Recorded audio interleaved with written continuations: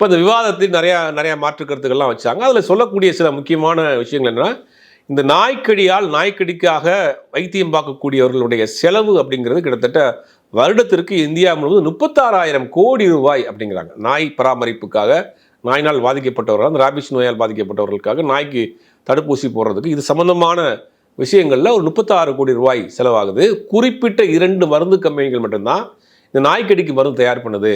அவங்க தான் இதில் மோனோபுள்ளியாக இருக்கிறாங்க. இது பெரிய அளவில் 36,000 கோடி ரூபா அந்த ஒரு விஷயத்துக்கு மட்டும். மீதியெல்லாம் சேர்க்குறப்ப கிட்டத்தட்ட 50,000 கோடி ரூபாய்க்கு மேலே வரும்னு சொல்கிறாங்க. 50,000 கோடி ரூபாய்க்கு மேலே இந்த தெருநாய்கள் சம்பந்தமான விஷயங்கள், அதுக்கு உண்டான சாப்பாடு, வீட்டில் வளர்க்கக்கூடிய நாய்கள் இதெல்லாம் சேர்ந்து ஒரு 50,000 கோடி ரூபாய்க்கு இந்த நாய் சம்பந்தப்பட்ட தடுப்பூசிகள், சாப்பாடு இந்த மாதிரியான விஷயங்களுக்கு மட்டும் செலவிடப்படுது. அது குறிப்பிட்ட சில நிறுவனங்கள் மட்டும்தான் இதை பண்ணுறாங்க. இதுக்குள்ளேயும் ஒரு கார்பரேட் இருக்குது, இதுக்குள்ளேயும் ஒரு அரசியல் இருக்குங்கிறத நிகழ்ச்சியில் கலந்து கொண்டவங்க புட்டு வச்சாங்க.